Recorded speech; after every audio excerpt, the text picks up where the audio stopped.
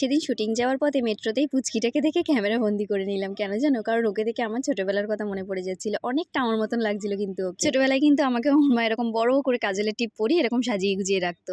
কোথায় যেন চলে গেল না সেই সব দিনগুলো, হঠাৎ করেই কবে যেন বড় হয়ে গেলাম।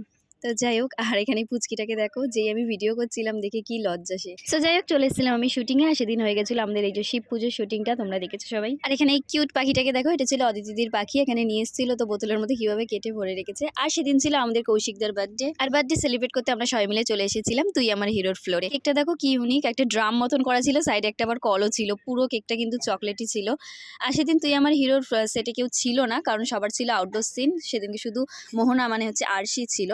তো যাই হোক, কেকটা কেটে সেলিব্রেট হয়ে গেল। আর আমি কেক খেতে ভালোবাসতাম বলে আমি বলেছিলাম একটু বেশি করে দেবে। কতটা এখানে একটা বড় পিস দিয়েছে দেখো। কেকটা কিন্তু ছিল হেভি টেস্টি। আরে দেখো, এখানে ছিল ওদের হসপিটালে সেটটা করা। তো চলো, আজকের ভিডিওটা এই পর্যন্তই। দেখা হবে একটা নতুন ভিডিওতে। টাটা।